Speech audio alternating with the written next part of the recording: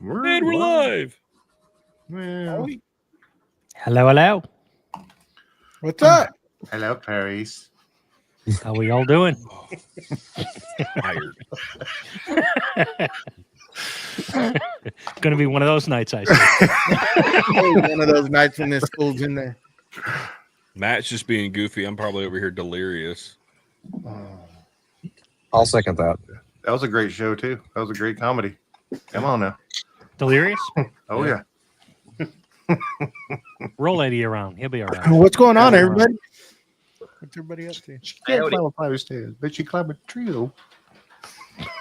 So anybody else get a wild hair and decide to flip half their shop today? No. I did that a couple months ago with you guys on a call at like midnight. I kind of did. Yeah, I decided that I would get more use out of my epoxy station not being stuck behind my golf cart all the time. So I moved my epoxy station to where my scrap wood shelf is. I have too much freaking scrap wood. Everything else got in here. I mean, come on. Sorry. I'm tired. I'm delirious.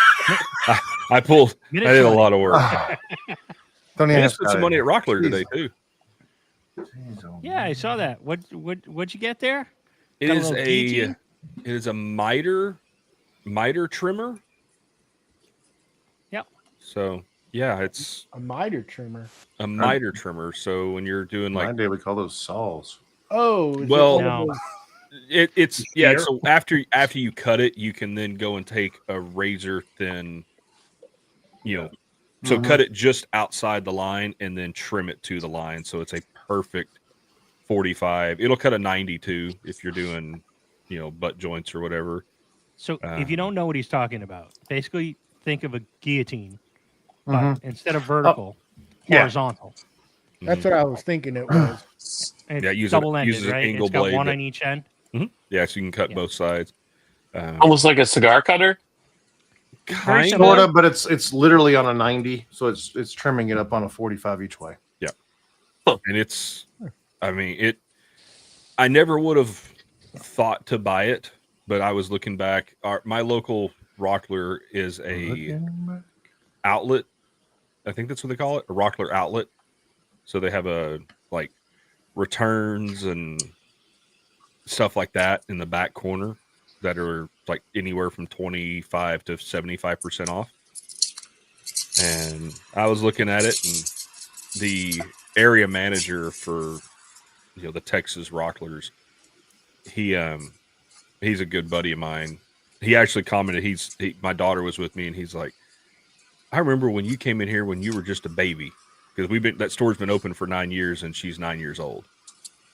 And that's how long we've been going to that store. And I'm looking at this tool, and I was like, man, it's $260. Like, I don't know. And he leans over, he goes, we need to get rid of them. Would you do it for 50? I'll do a lot of stuff for $50. I'm like, well, I I came can here. contest to that. I can contest to that. Yes, 100%. Maybe Like, you shouldn't I- have said that on here. Yeah. But I was like, well, I came out here today with a budget of about $100 to spend on hardware for the Rocksteady bench, and they didn't have everything I wanted in stock, so I'd only spent like $15. So I was like, you know what? Yeah, I'll do 50. So, BJ, was that a new tool or was that a vintage Brand new. tool that was used? Okay. It was brand new. And what they do is, so it's like anything that's bought online or bought like on Amazon and then returned, they can't resell it as new, even if it was never opened. It has to be sold as a clearance item or whatever. And so that store and one other store get shipped all of that stuff. And, they mark it down. And after, I think he said if it's there for 90 days, it's automatically 75% off. But every Saturday, everything in stock is 50% off. Wow. So I told my wife, I was like, I might be coming by this Rockler a little more often on Saturdays just to see what they have. because I ended up getting, the casters that they have that you step down on. They bolt to the side of the workbench, Mhm. Mm-hmm. and then Yeah, they've got the big bracket that stays on the workbench, so you can take them off so they're not sticking 6 inches out into the world. They had those on sale 50% off, so I got 2 of them for $20. So now I can, move my casters from workbench to workbench. So yeah, I think I walked out paying $100.18. You stayed in budget. I did. Oh, I missed that. We don't have a rockler around Mass anymore. No, I think New Hampshire. I think that's the closest one. The one's Yeah. closest to me. Yeah. Was that Nashua? Or is it Concord? Salem. Salem. Salem, yeah. They're good for all the little knick-knack stuff. Yeah. You know? Well, dude. Plus, when you're checking out, they got some of the clearance stuff, and I remember they had that. They had their blue glue mat on sale, and I think it's normally like 40-ish something, Mhm. and they were on sale for like $20. And Yeah. I bought three. I bought 3 of them. I haven't even taken the third one out of the box. You're welcome. They're You're welcome. great when you use them for glue. They do not last if you use those with epoxy. Yes, I've heard this. The epoxy destroys them over They time. Neither had does they're borax. always having those. They upsold me the last borax time helps. I went. I picked up some a few items, and I like those little glue trays with the little Or just clean one. Yeah. the roller. Those are technical terms. Technical terms, people. Technical terms. Y'all know what I'm talking about. Boop, boop. Yeah, the boop boop. Yep. I got a couple of those. $4.99, I think, the last time. Mm. Like, oh, sure, I'll take some of them. Yeah. Boop, boop. Yeah, and those little silicone spreaders are good. Yeah. Or not silicone. And, No. Are they? That's one Yeah, of my they are name. silicone. The tips. Just a tip. We might Just be the going tip. back for a wood turning class here pretty soon. Oh. Yeah, the wifey You was. have a lathe? I don't, but my wife has over quite a while. She's been hinting at, that could be fun, and so I think, and the whole time we were there, she was looking at the lathes and looking at they had a whole like sample area of turned, all kinds of different things that were turned on a lathe, and she's just like, oh, look at this is cool, and I'm like, and the manager's like, we have classes here, right? I'm like, yeah, I know. He's like, y'all do a couples day, have a date day and do a wood turning class. I'm like, that would actually kind of be fun. So Yeah, I went to the old Harbor Freight this morning, and I was looking at just because the Bauer, they came out with that new dust Yep. collector. Mhm. Hey, they've stepped it up. oh yeah. Telling you, Mhm. that That thing thing's is, also like $500. yeah, but it's nothing compared to the Grizzly. If you go and step up, it's got an actual filter on it, but that And thing has Cyclone too, doesn't it? actual, if I'm not mistaken, like 6-inch ports in it, Yeah. not the 4-inch, and even the bandsaw. They're like getting away from that central machinery, and they got that Bauer woodworking saw. Mhm. That's not a bad little saw for like getting into it. It's actually I've heard pretty decent. They had some pretty good. I mean, they've got that Bauer stuff is a step up. Now, I'm just saying. I was looking at it. I was like, wow. I think I heard that the Bauer is now their pro line Mhm. that they're starting to push. And They- then, good. Yeah, Bauer. They have a really nice stroll saw from what I've heard too, Joey. Oh, look I at thought that. about taking a picture in front of it, but I didn't want to. You do It actually. associated with such I mean, to be honest, it looks pretty stout. There's that dang camera again. You over there striking a pose, and your camera starts going everywhere. Joey, you can turn those off, the gestures off on those cameras. I know. It keeps coming back on. I go turn the Sure. normal tracking sure. off. You How just do you keep turn turning that it- off? How do you turn You it just keep off? turning it back on. It's in the Yeah. software. You got to shut it off in the software. You just uncheck the loop button. Oh, ooh. What?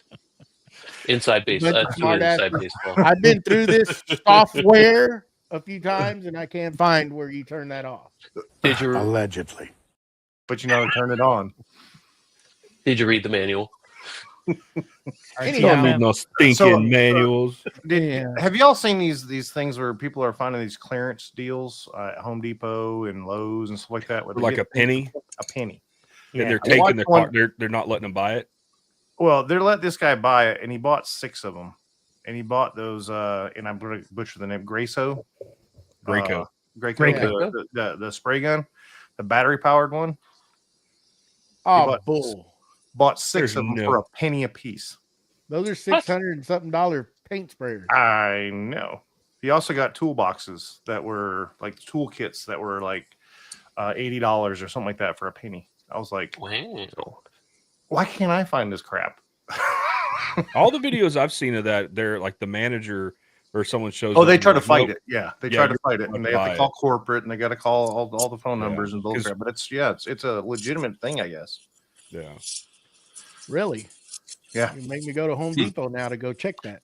You got to check their website. Is what you do is you check their website and you find clearance items on their web, and it'll be for a penny. And what it is they've marked it as discontinued, basically, and they're not going to renew it. It's usually up on the top shelves and stuff, and you have to get them to pull it down. But it's which I know you have no problem doing. But I'll go find a louder and get myself. But they they- love me there. They Yeah. love me. so it would be just another reason for them to love you more. Well, there's a specific I'm always- there's a specific like sticker like as Mhm. it's like 80% discount, and then the next week it's less and less and less, and then it's just like just take it. We'll pay you to take it. Mhm. Hey, They gave it to me. They gave it to me. yeah. They gave me a lot of stuff. I gave them a headache. Because I think realistically, it's tax wise and like money wise for them, it's better to show a loss with a sale than a zero on a return. So like they just send it back to the manufacturer, they just pull it down. It probably looks better on the books if they're at least selling it for something. You Yeah, know, you charge do inventory. y'all You know charge anybody- inventory. Do y'all know anybody Yeah. that's ever bought one of those pallets from those? You know how Yeah. have you seen I that? did. And Usually junk. It's I used to know a guy that actually opened a store reselling stuff like that, and he said it was 60 to 70% of it just went into a dumpster behind the building. So we have a store here that all they do is like they'll find buildings and stuff like that, like Home Depots and stuff like that are clearing out their stores completely because they've been in in floods or something like that, and they'll take all that material because they can't sell it no more. They'll buy all that material as a big pallet thing, and then they sell it at the store, and it's like 80% off. I mean, 50 to 80% off on stuff that you can go there and buy. And you got to look through because they got it like, I mean, they're bringing it in and it's like going out the door as fast as they're bringing it in, but it's on the shelves and stuff like that. But you can find countertops and sinks and stuff like that, but there's no guarantee on the tools, so like you get power tools, was it underwater? It's still in the box, but what's the condition of it? Like they'll have refrigerators, all sorts of stuff there. It's pretty nice. It's we've gotten a couple things from there. Some things great, some things not so much. Yeah. I knew a guy that would go to that store before they shut down. He would buy like their junk used tools or return tools, and then go to Home Depot and buy it new and put the one he bought from there in the box and return it. Thank that guy. And he did that for, I think he said he did it for like a year, and then they started opening the boxes when he was returning them, and they were like, "Oh nope, we're going to charge you a restocking fee," or "Nope, we can't return this because it's damaged." Because he would like buy it, go out to the parking lot, swap it in the box, and then go right back in the store and be like, "Oh no, I decided I didn't want this." It's very Dude, not you cool. got to wait like Yeah. at least a week or two before you take it back. Or just be honest and don't do that. Or just be honest and don't do that. Yeah. Because most of the stuff, because I bought tools from that guy, from that store, and I think the only thing I had die was a belt sander, and I was in there a month later, and I was like, oh yeah, that belt sander I bought from you died. And he walked over to the rack and goes, here's another one. Just take it. I'm like, oh, cool. Okay. He's like, I don't really warranty my stuff, but you do spend a lot of money here, so you can have it. Ooh. So, how long is the marination period for a lathe, Joey? Well, I'm gonna be leaving out of least 2 town weeks. tomorrow, so depending on when we get back, and it's supposed to get real cold this week, so You know, probably not till next weekend. You know, at some point, I still need to finish hooking up the joiner. I haven't done that either. It's you at taking least it out of off the the crate. It's out of the crate. I did clean the shop up. Joey, you Today- said it's going to get cold down there. How cold is it supposed to get for you? Anything below 60 is cold. Doesn't matter. Is this like the great freeze of a couple years ago where No. I mean, we're gonna be a under run on plumbing supplies? North Texas is under a freeze warning tomorrow night. Monday, saying it's Tuesday, we're supposed to be in the 20s. They're saying it's going to hit 32 degrees, and I'm like, and everybody's already freaking out. I'm like, it's going to hit 32 degrees for like an hour in the middle of the night, and then start climbing again. That's not long enough to freeze anything. Like, even my wife's like, should we winterize the camper? I'm like, I'll pull the drain plug out of the hot water heater. The what? The water heater. There you go. What'd you say? Hot water heater? Yeah, the hot water heater.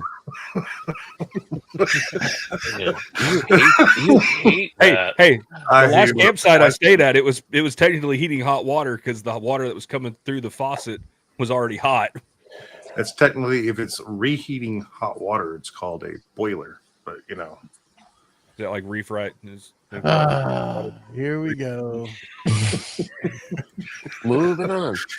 I can't I need to stand go it. find my VIN number too while I'm at it. I think below 70 degrees is cold. Yeah, for you, Jeffrey. 70 is perfect. I love 70s. How cold's it going to be for y'all, Jeff? Tonight, I think we're in the 30s. Where are you at? Southern New Hampshire. Okay. A little bit north. A little bit more Yeah, north of us. Probably 40 minutes from Mustache. So, We won't tell anybody. You can tell with the accent. Yeah, we won't be cold till Sunday. Sunday night's 28, and then Monday's 21. 21 Monday night. Mm-hmm. Kicker is it was like 60 here today and gorgeous. yeah, it was, well, it's it was beautiful. 75 Beautiful here today. day. It was awesome. It was 75 here today. Yeah, it was- Yeah. I think we got into the 80s today. It's a little warm. It's fine. It's perfect, but a little hot. Yeah, pretty much after the sun quit shining on the front of the shop, I opened the main door, and it's beautiful. That eastern sun, because my shop door faces the east. And man, when that morning sun comes up, it will get hot. Yeah. I'm loving this weather. Not having to run ACs. Don't have to run the heater. Well, that'll come up now with it getting cold. That'd be running the heaters. Nah. I wait till it gets to be about 60 in the house before I turn the heater on. Listen to the girls complain for at least 2 or 3 days. brave man or foolish. I'm not sure which one it is. I have a shop I can escape to. And they can always put on more clothes. And we have enough blankets. Dear Lord, we have enough blankets around this house.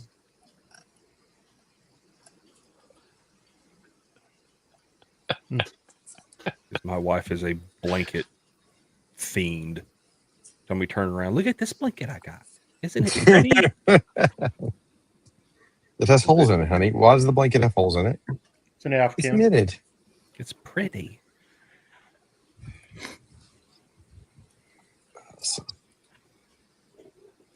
I'm trying to figure out this Home Depot deal, Matt. You gotta shop clearance. Yes. You don't need any more tools. Oh, he will Really? go there That's and clean them rubbish. out. Are you kidding me? He's not even going to go there for good stuff. He's just going to go to clean them out. Well, me, I didn't need a kitchen sink, but I bought one because it was a penny. Exactly. No, I know. Well, I mean, I can't say anything. I didn't need a miter trimmer, but yet it was $50, so I bought a miter trimmer. I don't need a lot of the stuff that I get, but Well, I don't either. But then I, talk to people and I'm like, well, I could just use that one, and then I could get this, and then I could do that, and then look at this, got this. Yeah. And then Steve says link in bio, and it's just over. Yeah. from That's there. right. Link in bio. and then you got Tyler the enabler over here. Exactly. I resemble that remark. I mean, I resent that remark. That's Resemble. literally what I was talking about. I resemble that remark. Mm-hmm. You need to go look at this though. This is better. I literally have a bunch of websites that Tyler has shown us. Like when we need something, he's like, "Have you seen this?" And then you go there and you're like, "Oh my god!" Hey, I just put it out there. It's not my job to make you have self-control. I think that's what my wife said after I got off the phone with you, because she was like, "What Tyler was that?" She goes, "Is it the one that pays you to make stuff, or the one that convinces you to spend money?" I was like, "It's the bad influence one." She goes, "Oh, okay."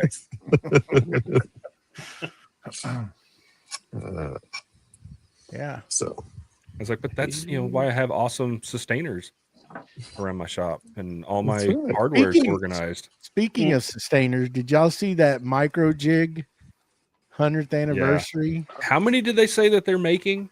1,500. But did you see the price on it? No. It's $375. Oh yeah, I don't need Jeez that almighty. bad. Yeah. Oh no. my!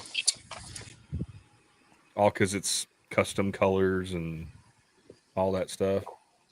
It's neat though, but it's kind of pricey. How many did you buy order? one? One. Only one. Uh-huh. I think they limit I it to thought. only one. No, I didn't order it. Sure. I refrained from it. I was like, man, it's nice, but not that much. Is it on their site? I don't see it. It's on you and Tool and Fastener link in the bio. I actually used your link to go to it, and it's sitting in the cart. So Nice. Thank you, Joey. I'm pretty sure it's not going to last, though. Then again, you never know. That price, it might stick around for a while. that's kind of pricey when there's so many goodies going on sale right now. Kind of need to see what you want to blow your bubble on. It's going to even get better as we get closer to Christmas. Yeah. Wait That's a one few thing I did weeks. notice at Rockler today. They had a lot of stuff on sale. And Yeah, they pretty cool stuff. all their Dust Right stuff is on sale right now. Mm-hmm. supposed to start I on wanted Black to get Friday, that- not before. I'm Black gonna Friday wait till starts then. the beginning of November now. I wanted to get that Dust Right reel, but man, by the time you get everything that goes with it, it's like a $500 bill. So do what I did. Buy the hose off of Amazon.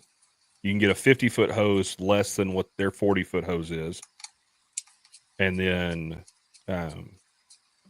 Did you get it in blue though? It's got to match. You can't. it's gray. You can't. It's a vacuum hose. I don't care what color it is. It could be pink for all I care. I'm bougie. Remember, I'm bougie. It's got to match. I cannot do that. Though if you were lucky enough to be by a store that was a clearance store or whatever they call it, whatever it's called. This Rockler in San Antonio has a clearance section in it. Well, no, it has to be the outlet. Oh no, yeah, no. They just have a spot up front. My local store has 4 of those Dust Right reels on sale for 50% off right now. Oh really? You may go buy you one and you can I'll ship it to you. Well, at 50% off. Yeah. But you know how heavy that thing is? It's probably going to cost $50, $50 to $100 to ship it. Then don't worry, I'll just buy it down here. Yeah, I was about to say that thing weighs like 50, 60 pounds. Yeah, I've looked at it a couple of times. It's just be able to Oh, But- it's 100% worth it. It is. I love it because I can pull out 50 foot of vacuum hose, go vacuum out my cars, vacuum the shop up, and then go over there and wind it back up, and it's good. It is amazing. So, highly recommended. So did anybody? Oh no, Steve's Lee Nelson. What? Oh, you're talking about Veritas's seconds? Yeah, I did not. I thought that was a company we're not supposed to buy from. Veritas. What's the one we're not supposed to buy from? Lee Valley. Lee Valley. Which That's is right. Veritas. Yeah.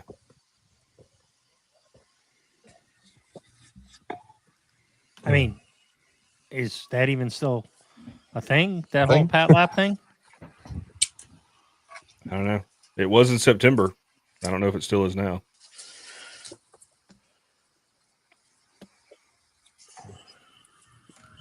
Well, I'm too invested.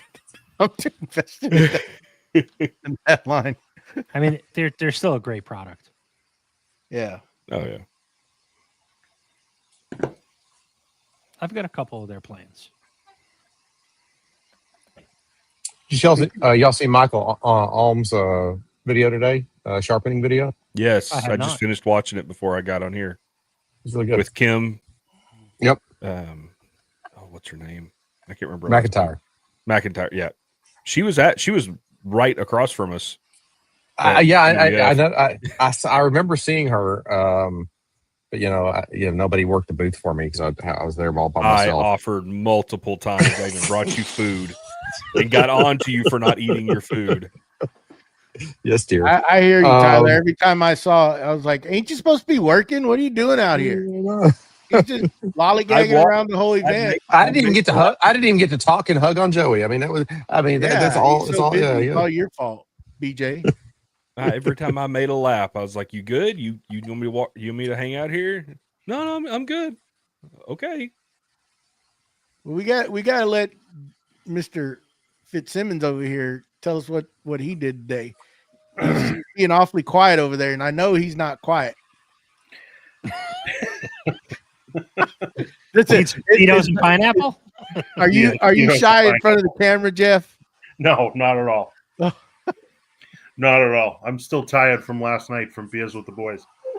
How long were y'all on there? I Two? jumped off at like 11. We pulled the plug at about I think it was 2-ish. Yeah, it was right before 2. It was right before 2. Grief. Yeah. There were like early. 4 of us. We're just hanging out. Yeah. Me, Steve, Ronnie, and Warren? Warren. I'm still irritated at myself over that. Not anybody else. That was totally my fault. So what you got going on, Jeff? So I'm building a I have a couple of storage containers here. You know, I one is just for new wood stock. The other one kind of hovers between full and empty. Because if I'm, let's say, building a kitchen, it's a good place that I can stockpile pieces that are finished out of the way.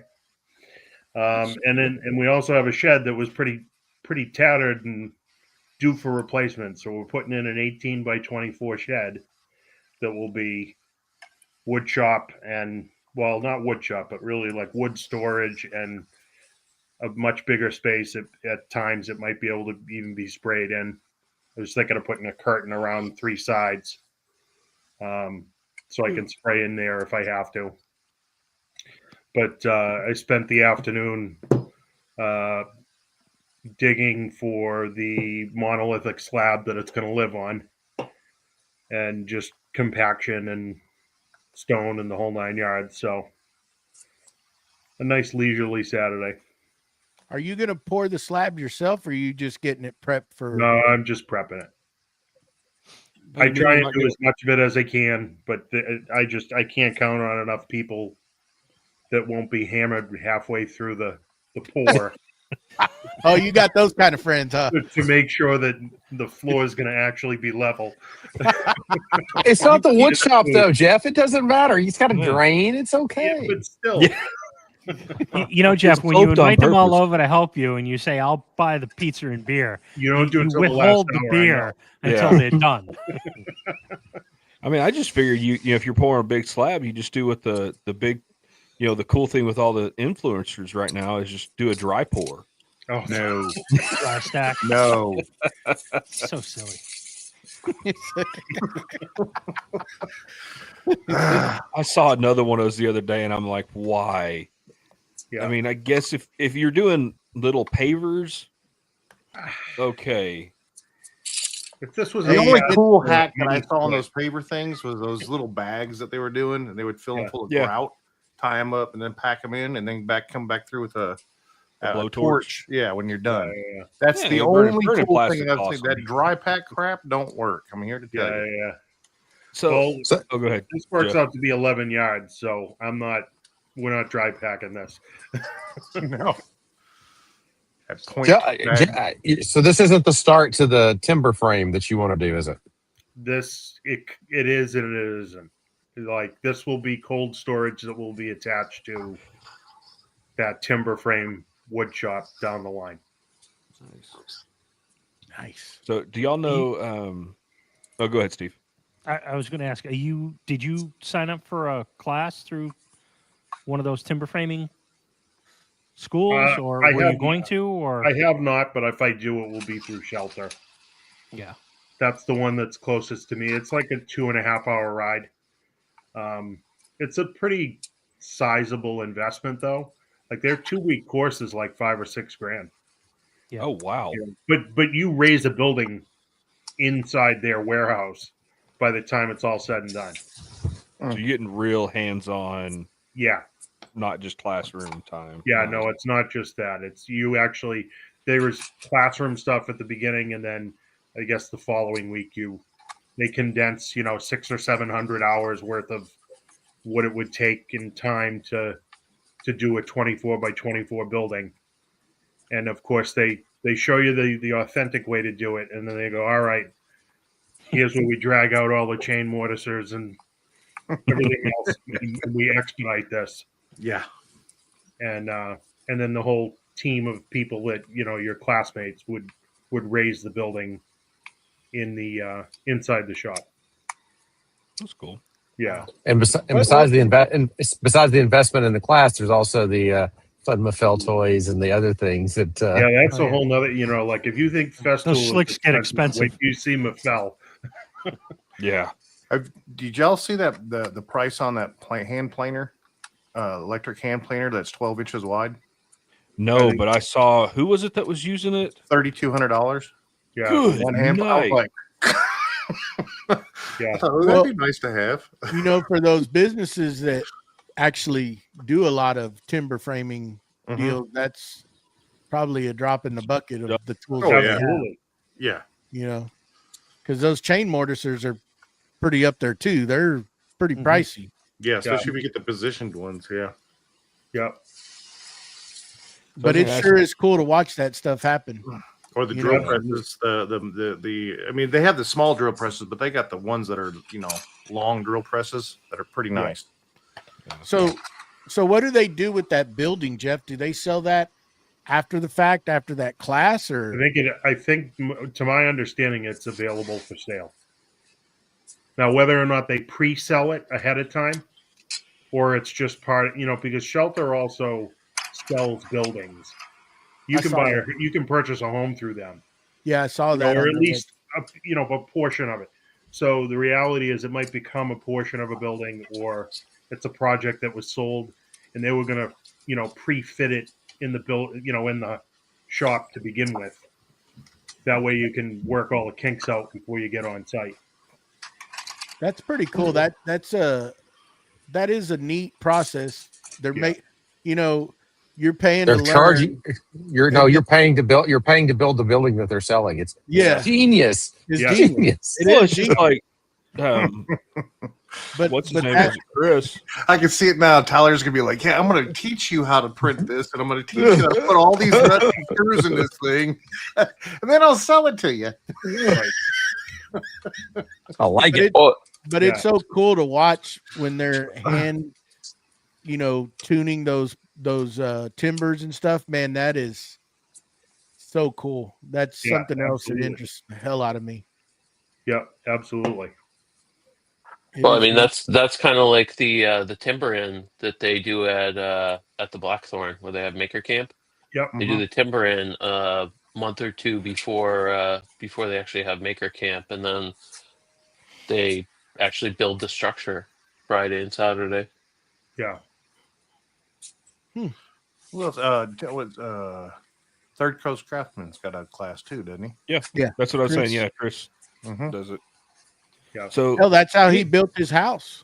yeah, Yep. that's smart. You need the labor, charge them for it. Any of y'all watch Fix This, Build That? Is a Yeah. shop build? Brad. I have. Yeah, did you see his shop build? So he's starting a I new didn't channel. watch it. I didn't watch it. So Not yet.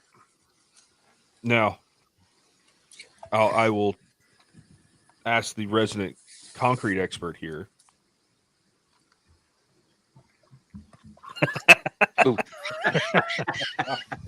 Yes. So Joey, no, I mean kidding. I'm kidding. So when they poured the slab for that shop, Mm-hmm. 0 rebar. Must have fiber in it.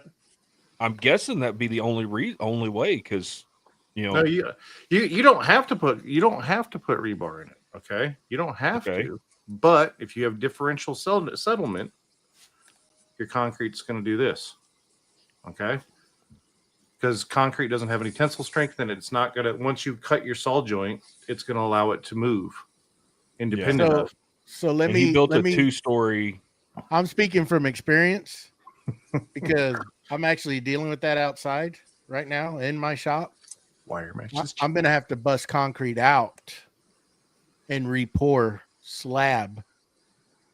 And I should have known better, but I took the builder's word and they put fiber and no rebar, and it broke to shit in the corner. Oh, it broke. Oh, Number 2. Oh, Hey, Listen, I'm wire mesh is cheap. Wire mesh still, is cheap. I'm still pissed at the whole deal. Mhm. It was when my dad got sick and I was fighting with them. And then finally I just, I had to deal with family stuff and it got away from me. And speaking to my attorney, it's just going to cost more to try to sue them than what it is to just bust it out and redo it, because companies will figure out a way to get out of it, right? Attorney fees and everything. So we're fixing to have to bust concrete out of this shop and redo it because it moved and it cracked and there's no fixing it.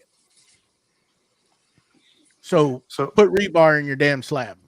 Rebar. So at least number 4s around your perimeter, and then at least wire mesh in your slab. I would, but that's just a personal. And don't let them keep it at the bottom, because they'll lay that wire mesh out. Yeah. And they'll just leave it at the bottom. Make sure they got somebody with a hook or something like that pulling it up into the middle of the slab. You want it in the middle. Float it. I mean, Yeah. drive rebar down and float it. Yeah. And it doesn't help that No. we've gone through this disastrous drought right now. Like, it's bad. And it almost seems, because I've been talking to Matt, and I had a guy actually come this week, and it didn't seem kosher what that contractor was wanting to do. It kind of seemed like he was trying to poke my eyes again. And I called Matt because this guy wanted to build he wants to go around the perimeter of the building, go 3 foot deep and about 12 inches wide, and pour a concrete slab wall or concrete wall to help maintain the movement. And I was like, man, that doesn't seem right to me. And I called Matt, but what the guy did tell me is so dry outside, like the middle of the shop is like pushing when it does rain or whatever. It's kind of like it's bulging up in the middle because the difference in moisture, I guess. I don't know. Yeah. Yep. In the middle of the shop, it's still wet. He's got It's not able caliche, to- which is Yeah. a clay, and so when it gets wet, it's expanding. It's an expansive clay, and then when it's drying back out, you're getting that void that's underneath it. So now your concrete's doing this. And it's doing it. Oh, yeah. I thought you were So- more. Well, yeah, you are Caliche. You're not in the hill country. So you Yeah, don't have- no. So- So we're gonna, when I go on vacation here in December, we're gonna rent some jackhammers and we're gonna saw cut and cut a big section of this concrete slab out and then rebar into the stuff that's not messed up and then rebar the hell out of it and re-pour it. And hopefully that'll help. And I'm going to have to bring a guy in here to actually pump some foam in there and re-level some of this slab a little bit. It's a mess. Ooh. It's a mess. So they'd go into the middle of the shop and like drill holes and then do that Yeah. that foam. Yeah, it's a freaking mess, man. So you think about the cleat, it's moved up, picked it up, and then it's gone away. So now you have a void up underneath it. Yep. And the only way to be able to get it to move to where he wants it at is to fill that void and pump it up. And it can lift up that concrete. Yeah, You I've do it seen. with either mud, jackers, or foam. Yeah, I've seen someone like fix the like walkway with that foam and literally like inches. And I don't know which one's better. I still need to call of some other people. And I don't know if, using the foam or using the concrete or mud jackers that way, because they'll do it both ways. If that's better to give it more of a solid and that foam, after years will start to deteriorate and go away versus chunking concrete down in there. I can't see the foam lasting like there's It got to doesn't. be a time frame on that. I don't have experience with either. I've seen videos. I've sent them videos. We've only done it with if we do it, we do it with helical piers and jacking.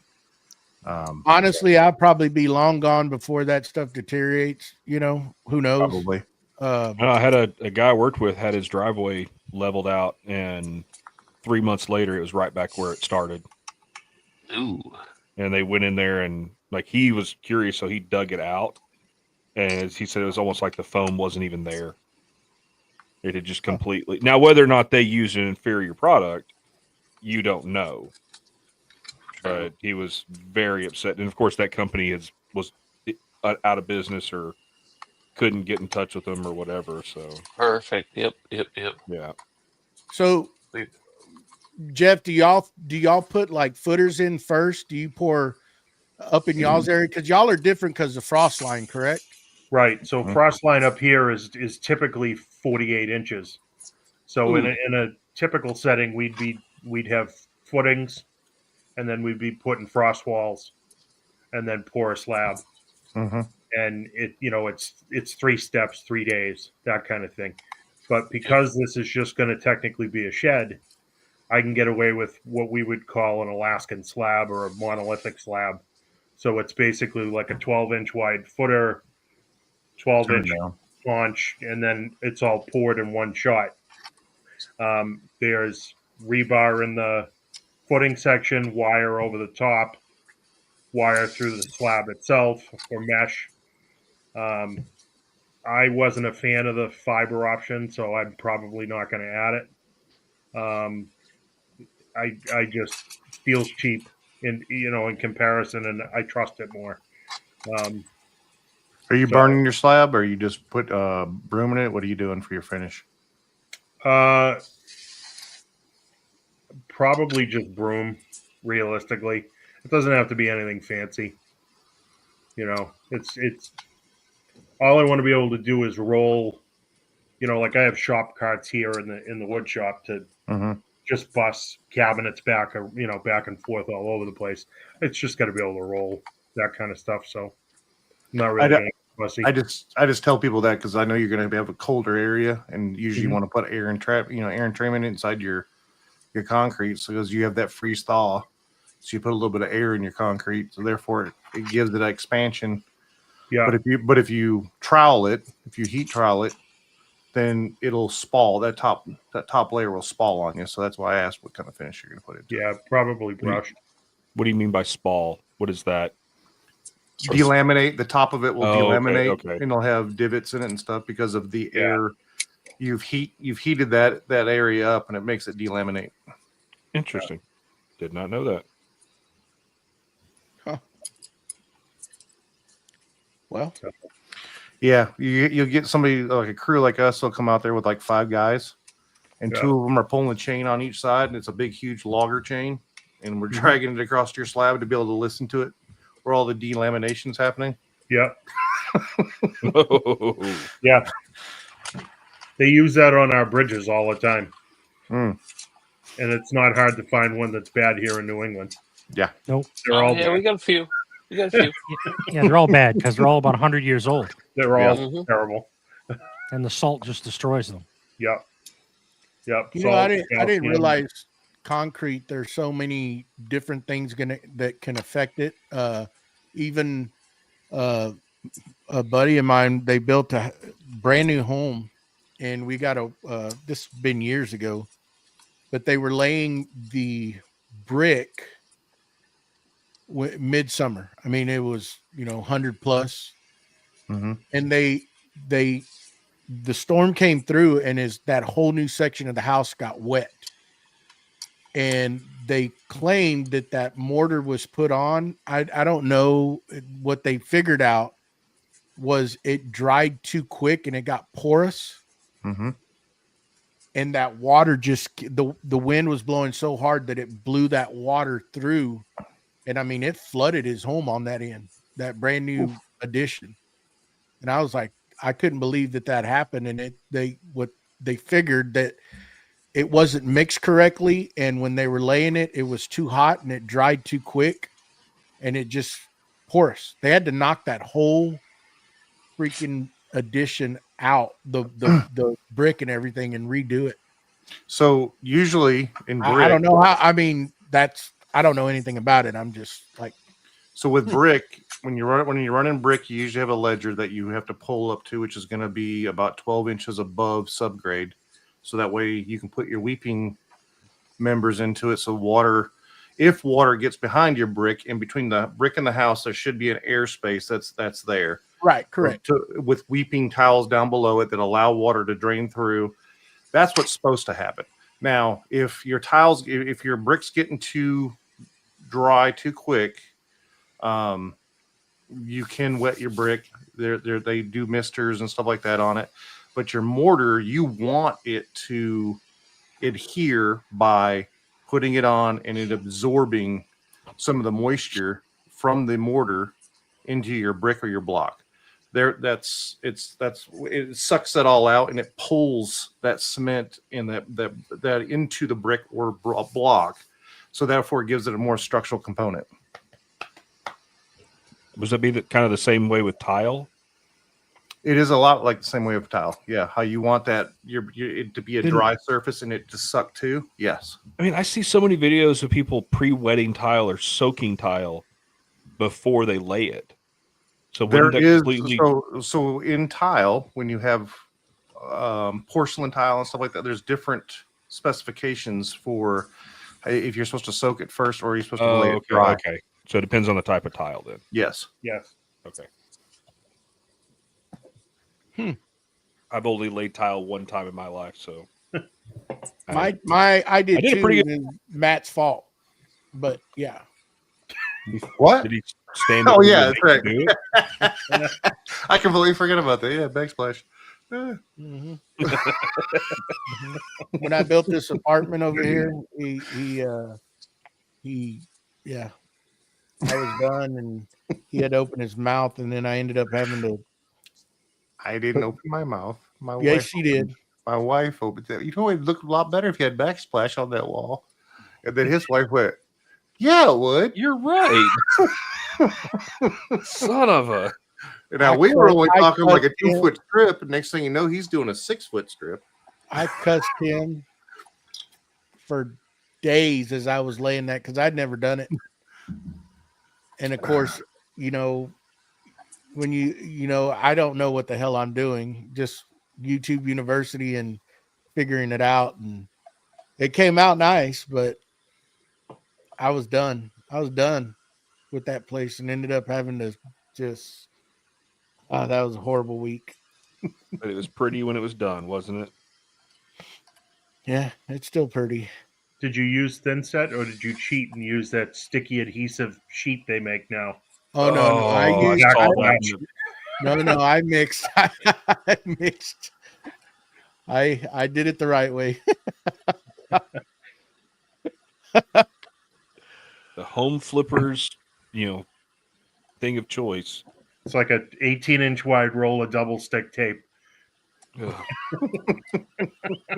Whoever invented that should be. Gosh, what was That's that? gonna hard start and peeling better. off a year And later. the grout comes in a caulking gun tube. You hear that crash in the night and you go, what was that? It sounded like backsplash coming off the wall. I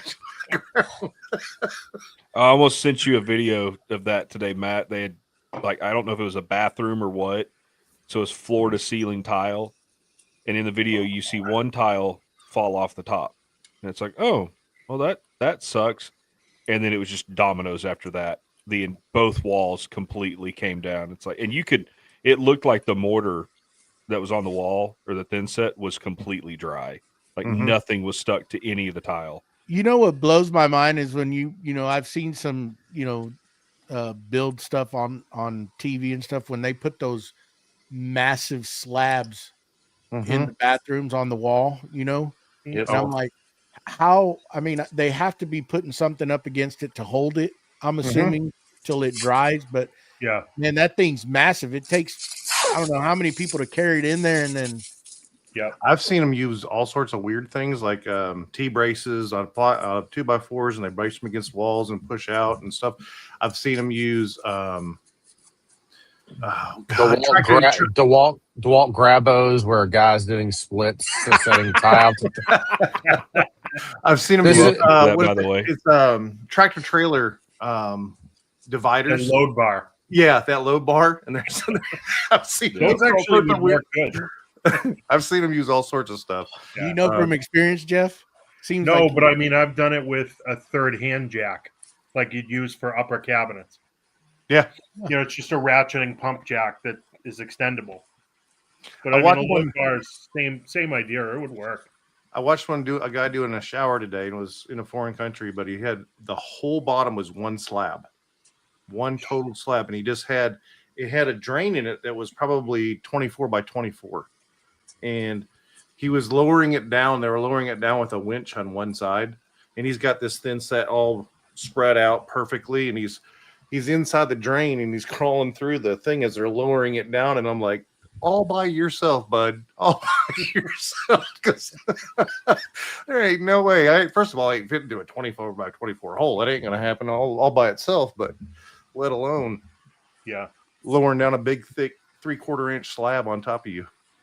BJ, you need to send everybody else that damn video you sent me today, because that was. I mean, you can't deny it wasn't impressive. It was impressive. It would have been more impressive with what I said. I'm not going to repeat that because we are live.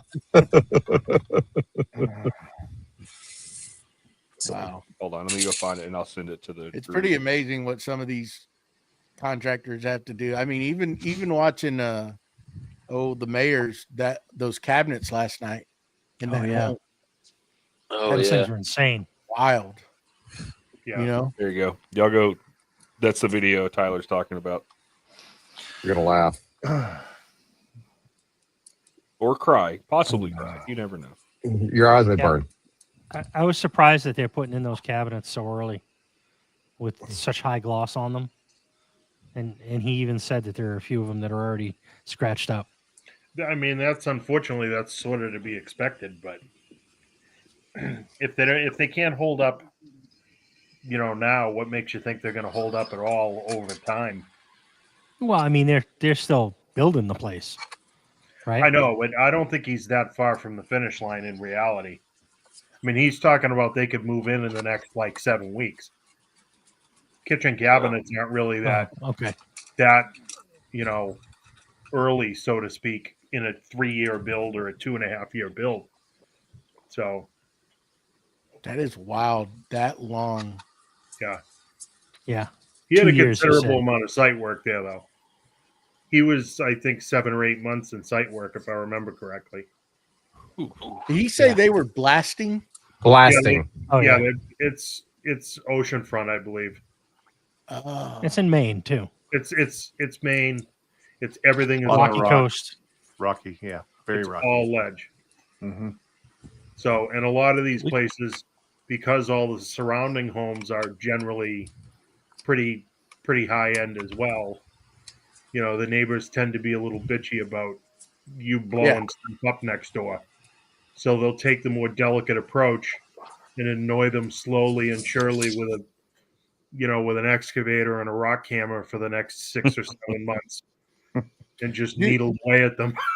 How do they anchor that foundation? Do they drill piers down or They'll pin it most likely. pin it? Correct.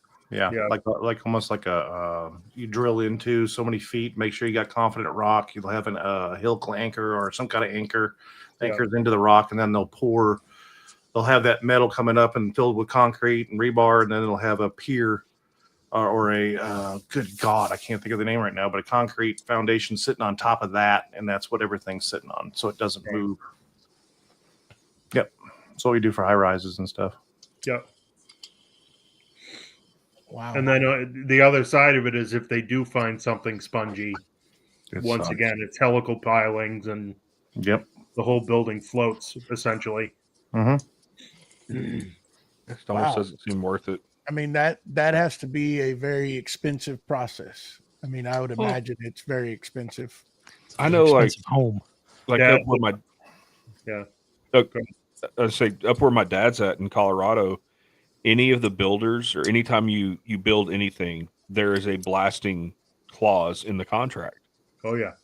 Because it's all mountain and it's, you know, hey, there is a chance we're gonna have to bring dynamite in here or whatever and blow outside, you know, parts of the mountain. And he lucked out when he built his shop that they were just close enough to the side of the hill that they didn't have to do that. But he's like, yeah, you have, that's in their contract that, you know, hey, there is a chance. And he said a lot of them, there's a high chance. Have y'all ever seen blasting go on? Yeah. I mean, in videos. Yeah. So, I mean, you know, we were out in it all the time. And two of my favorite stories of blasting were one was we did right there on 85 and 75 where they join in here in Atlanta. There's a big, huge MARTA rail station that comes in and it cleans all it is it cleans and maintenances the cars. That's all it does. And so we got all these railways. Well, we had a blast to get it in, and it was right on the 4th of July. And we had the blaster was in, and he did the whole entire thing, which I didn't get to see a lot of it, but I got to see some of it. They had all the rails, and he was ready to blast. And he was putting on a show for us. And so we waited until almost the end of the day, and he blasted that. And it was red, white, and blue is how he blasted it. So it all shot through all of the building. Cool. It was pretty cool. And then the last one was I wasn't on site. I was coming up on the site, but right here in Douglasville, Georgia, they were putting in the mall of Douglasville and Arbor Mall, and they blasted, and they didn't cover it for some reason. And it went across. I mean, there was chasing that stuff for half a mile. Police had everything shut off. We're right next to the interstate, but there's also a huge, like the largest building development at that time for Douglasville was right behind that. And they blasted this right about 6 o'clock at night. And when they shot it off, they had boulders going through people's roofs. Oh my God. How could they not cover that? Because they were trying to shortcut it and not put a surcharge on top of. Yeah. Sometimes there's no effective way. Like we've done it here near the interstate, Steve, for instance, like Route 93, major interstate here for us. If they want to blast, they'll close the highway after they've, loaded all the holes up. And if there's nothing they can do in terms of putting blasting mats over it, they just send a couple of loaders out there in the road, and they literally will clean the road up and push it off to the side after the carnage is over. There's nothing they can Dear do. Lord. We blasted in Villa Rica, Georgia, and Villa Rica, Georgia is known for like two things. Okay, Yeah. one, they had a big gold rush here in back before I was even thought of, and then secondly was when they were putting I-20 in, they were blasting down the road, and there's a rule now that you have to carry blasting caps and dynamite in two separate trucks. That's the location where that came to. That's the location where that became a law because they called him. He was in Douglas County at the bar, and he went riding down I-20 and and he's no more. But we were blasting doing the Walmart.com, and we're also known, like I said, for the gold and this, that, and the other. So they all know this. And we blasted, and we had a layer of black granite, a layer of quartz. So I know geologically we're going to have fool's gold that's going to be sitting there. Well, they blasted this thing, and they were doing two blasts. So they blasted the first blast, and all that rock came to the surface, and it's shiny gold. Oh. And everybody rushed to the top of the hill. We have a surcharge sitting right there that's live, right next to it. And all these guys are picking through the rocks and pulling. I mean, we were pulling chunks of fool's gold out. It was huge, big as my head. And some of it had some stuff in it, like gems and stuff like that you can find in that stuff, but there wasn't very much. But yeah, we literally had a live surcharge sitting right next to it, and we're trying to get everybody off the hill, and they're over there picking through all the fool's gold. Pyrite. I think I have a chunk of that here at the house somewhere. Put it in water. Watch what happens. What happens? It dissolves. Really? Yeah, it's iron pyrite. Oh, okay.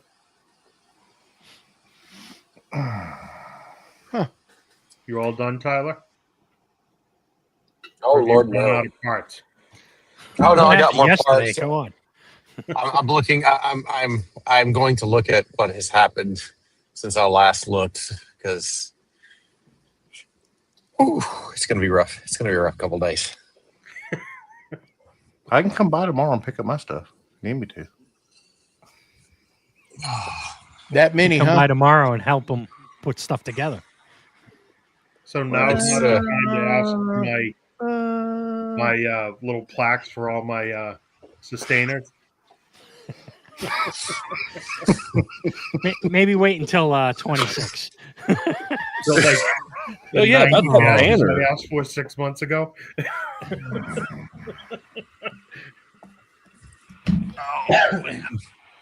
Yeah, it's looking good, but it's looking rough for looking rough good for Tyler. 27. Oh.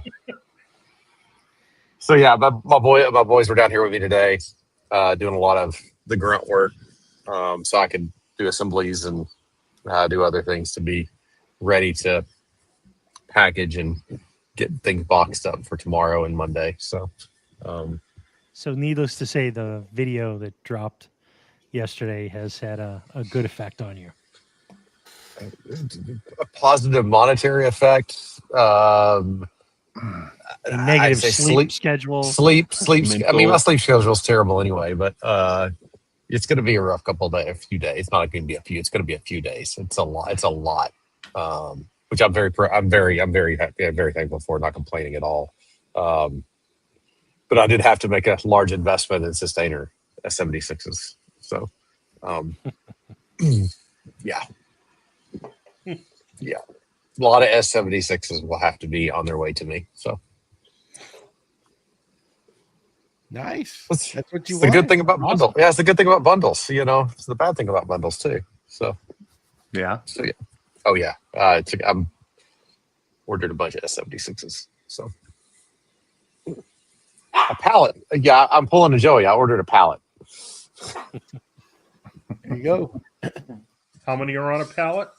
400. Really? Yeah. Ouch. I don't need them. I mean, I don't. I'll say I don't need them all for what's happened. I haven't got I don't have a count currently. It's a big. It's not a small number as far as number. I know I'm through my current allotment that I have here. Um, but I figured the only way I can make sure that I have the sapphire blue that I want to have from a brand perspective is to make the investment to get a pallet of them. But with the response that we've gotten with the specific bundles, it makes some sense to think of other ways to use the S76 because especially with the new rack, the 6 or the 2 that Tannis come out with. Where you can actually stack the S76s and make them mobile. Because that was my biggest complaint about them previously is they just bounced around the truck. They're just bounced around. You didn't have anywhere to put them. Yeah. And with that little rack, it makes it so much more convenient to store them. Yeah. To use them, to go mobile with them. I like the two bay ones really neat to have in a sustainer stack. So yeah, I'm trying to think of some other products and other avenues to use that. So, making an investment was, I think worth it, and it makes it a little easier to sell. So that's a good thing. It makes it a little easier to say, here's the base and it has everything. Go wild. So yeah, I have the 6 and the 2. The 2 was what goes with my normal install kit to a job every day. And then one, it's got a tray of nothing but like hollow wall anchors and low voltage stuff for cabinet lighting and just little obscurities. You know what I mean? You can push the roll around out of the way and just take that little box under a cabinet and work. Yeah, which is great. So I need to send you a prototype of the. And this isn't anything new. It's been sending pictures. The Sys Surface, you probably saw it at the con, didn't you? What I had on top of the sustainers. Maybe. Ronnie has one and he's testing it. And he likes it. And then he's given me a new idea for a new product for 2025. For 26, you mean 2026. 26. No new products in 25. Yeah, 26. I was saying you were slow on the trigger there, Stevie. I was saying that for your benefit. So yeah, there's not going to be any new products in 25. I can see Sys Surf the topper will be available. But it won't be a big rollout or big launch for me, but Sustainer Store will have it. So, okay. Yeah, I need to send you one to get some feedback on. I'll absolutely test drive anything you send me. He's thinking. That's Tyler thinking. I really like, I can't, I won't say what Ronnie brought up last night, but I really like what Ronnie brought up last night. It was a good idea. It's my head's been spinning, and I messaged him earlier when he posted his picture on what he finished up for today in the ceiling area, and I was like, it'd look better with that on top of your ladder, and he goes, yeah, it would. I was thinking about it all day, and I've been thinking about it since you mentioned it last night. So this must have been after I got off the call. Yeah, we'll carry this over to the after show. Yeah. You'll like it. So I think there's only it might have just been me, Steve, Ron, and Warren. That might have been the only people on at that point. So I think it was. So, but yeah, no, I'm really happy. The number of people that have reached out and said how good a job Jason did on the video, which I agree. He did an excellent job. He explained everything so well. It was like that. That's a dang good video he did. He really did. And we're pretty close to this because we talk all the time and we've seen all these products and everything. But to see a video pull all of it together and see it all and how it all works together, you forget that sometimes. And it shows really, truly how it is a system. Yeah, that's the intent of it is how Hell, do I you didn't even know you had that piece for the valves for the solenoid. that's real that when did I that just That was dropped recently. after the con, so Yeah. So that went up. It That's went up what We after. chatted It, about that it, when we were trying to figure out all the relays. yeah. It went up after the con because it was going to go up before with Texas. I had it at Texas Woodworking Festival and I had it at the con. It's just I couldn't get the right. I was trying to get the product shots done, trying to get everything and put it up, and it's amazing when you take so I've got a ton of product shots that need to be completely redone because when you're in a rush to do product shots, you take a quick picture and with your phone or whatever, and it doesn't end up. But when started trying to take the time to take better product shots, especially around Anchor Pod, especially around some other things, to really show to level up the quality of the whole picture, the whole product, the whole everything, to show what we're trying to accomplish. It takes a lot of time to do those things, and when you're wearing multiple hats, it makes it difficult to juggle to prioritize that necessarily. And when the marketing agency came and was doing shots and pictures in preparation to put the new website up, the having to build a basically photo area where it's not in this shop, so I don't have to tear things down all the time, but have a little faux photo area. It makes it where I can purpose built set it up, leave it up, take good product shots, do more things that represent, display us in a different light, and but also then not trying to get consumed by that part. That's the whole thing, is the tug back and forth of everything, not getting consumed with one thing or another. But Jason did a fantastic job. Aside from breaking something with a hammer, like literally while he's filming it, and he calls.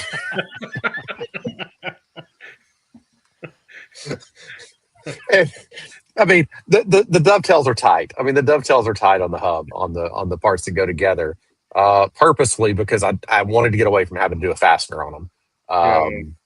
Just from assembly perspective, for customers, but also for a manufacturing perspective. And the dovetails are tight enough that once you get them together, you can wiggle them apart, but they're You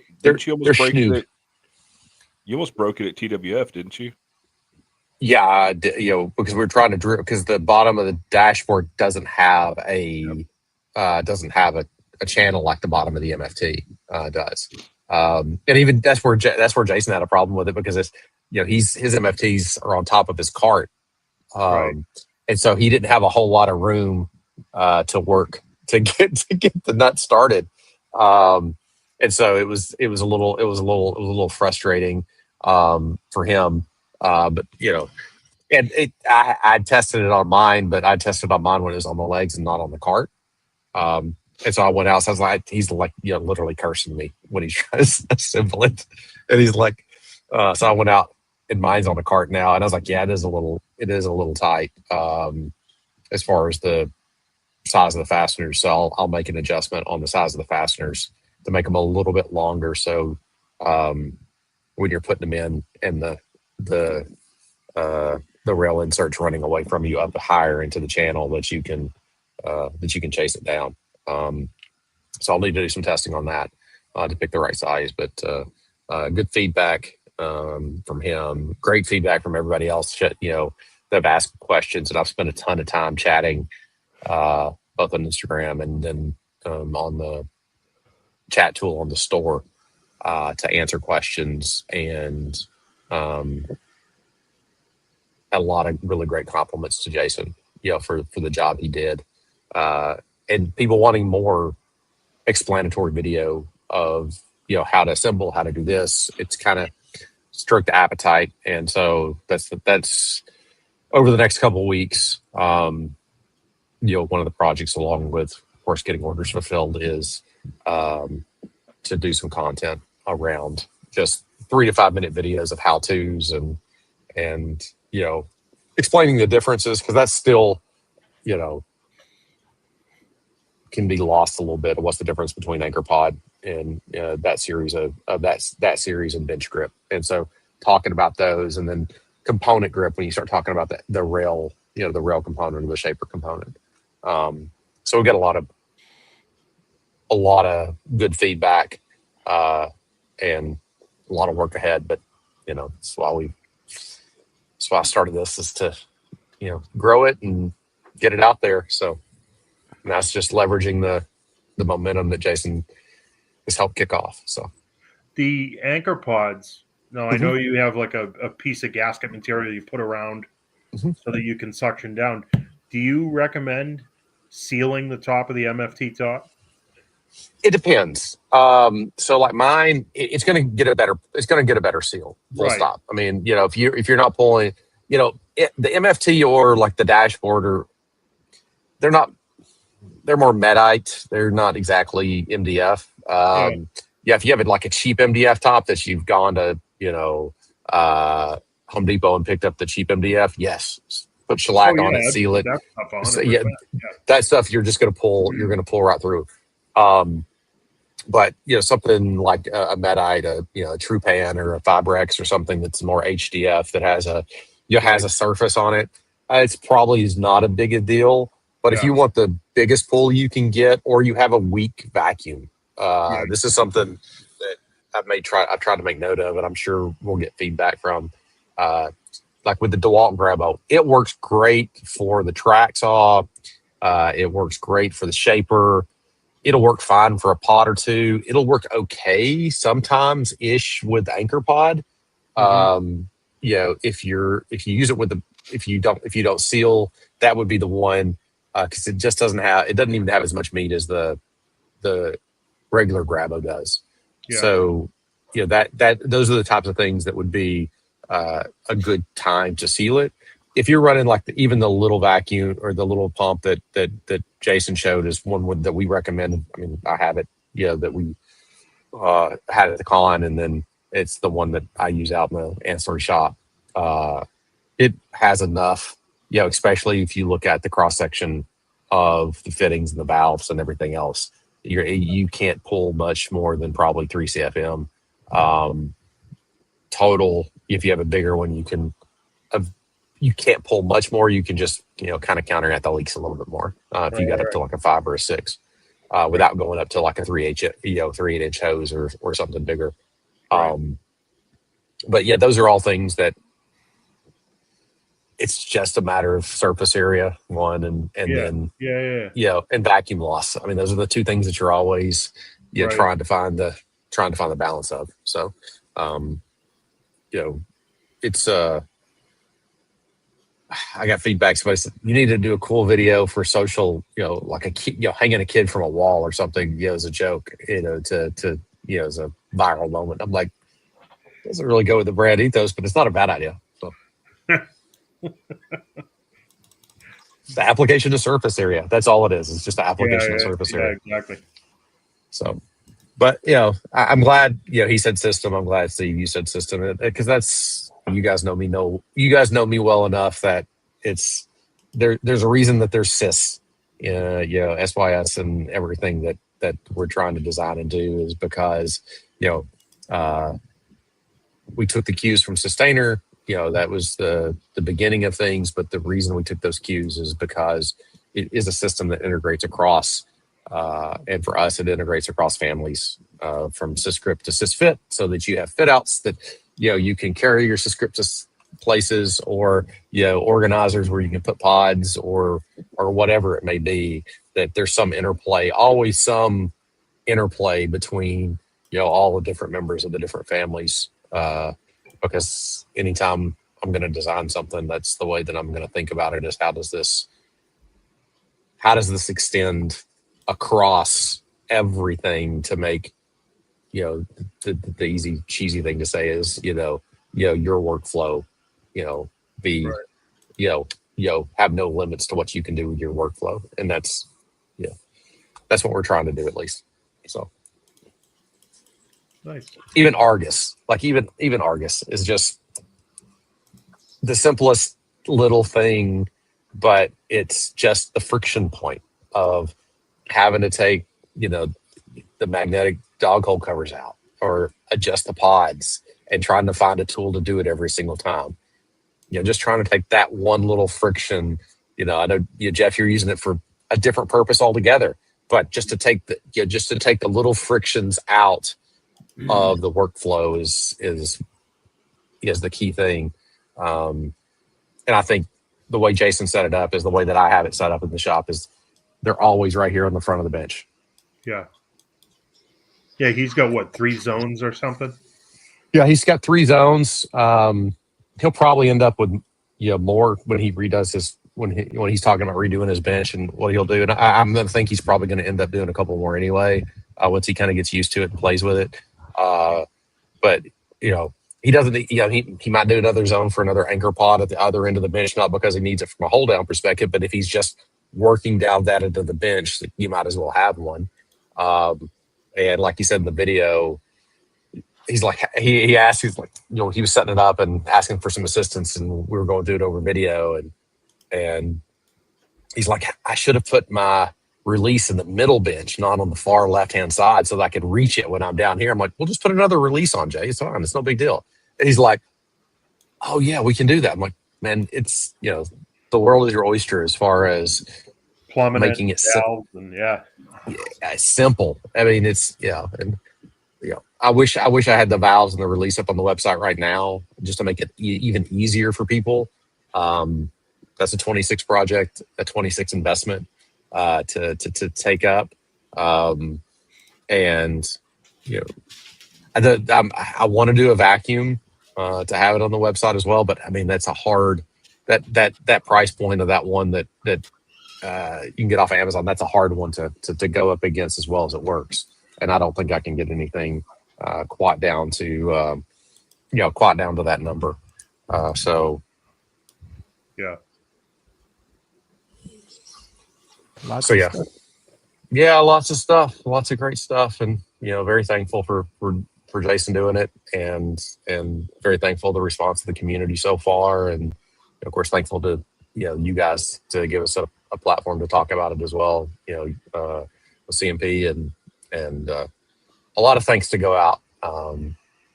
Anytime in business, there's you never make it on your own. You've always got support from a ton of different people. And I'm grateful for it. I've said it a couple of times about being privileged to have a video, but even more privileged for the support that I've gotten from so many people, and calling them friends as well. So, What was the one question they asked you that the hardest thing to do on this? What's the hardest thing to do? Oh, getting marketing, getting my name out, getting it out in front of people. That's the hard. You can design the best damn widget in the world. You can design the best damn widget in the world, but if you can't get it in front of people, nobody's going to know you have that widget. And that's the thing that's, I try to make an investment in the tooling that we're using, the products, to have the right filament, to have, to have the right, machining, available to us, but also to try to invest in the marketing to get it out to people, because you got to get it out to people to make any money in it, but also to it's silly to say sometimes, but I want people to have a better work. I want people to have a better workflow, and I want people to enjoy more time in the shop and not be frustrated with things. And anything we can do to sand down those rough edges. Now in this call, I like to enable people to make bad monetary choices and to link in bio. Curse me. Link in bio. Curse me. We love to spend everybody else's money. Oh yeah. Oh, it's a fun. I mean, time. I was gonna say, Tyler, it helps that you're. I mean, I absolutely love what you're doing with that script stuff. Like that's freaking amazing. You got an awesome product. You know, Appreciate it. like I'll give you a little golf clap. So, no, it's great. It's been a great response. I'm a little. I've tried not to look too much today because it's just going to make me nervous as hell, and just work through the process of making sure I have everything so I can just start pulling bags, putting them in boxes, and getting them out. Hiccups have come up, be it from the gasket stuff. Foam has still been a little bit of a bugaboo as far as getting the being way too particular on the foundation kit and having the foam be cut specifically for an S76 as my packing material because I'm being way too me. And that's bit me a little bit. Having to order 3 miles of tubing to get the right tubing, which was supposed to show up today. Hopefully it shows up on Monday. So, yeah. Still waiting on that filament too. Lost at sea. Yeah, lost at sea. Was it in one of those deals one of those containers that? I hope not. Fell No, off? it's on FedEx. No. So I will say that we were looking at changing filament to the sapphire blue for pots and stuff, but we're not going to do it until we can dial some other things in because we're so far with the testing, there's enough material shrinkage, especially with it's not as big a deal with like normal bench grip pods because they're not as dimensionally challenge or the dimensional tolerances on them. If it moves 0.5 millimeter, it's not a big deal. Just tell them. But on anchor pod, especially like Magnus, where we have bench pups that you have to register against, any movement is bad movement, and so we've got to dial it in a little bit more. So I've made another investment in our existing filament, just the normal stuff. To tide me over until I get it dialed in, because this doesn't meet what I want to do yet. So got some runway there, so don't have to go blue yet. Want to go blue, but not going to do it until everything's dialed to be able to make sure we hold up our end of the bargain. There you go. Well, why don't we take this to the after show? Sounds good to me. I second it. All in favor, say aye. Aye.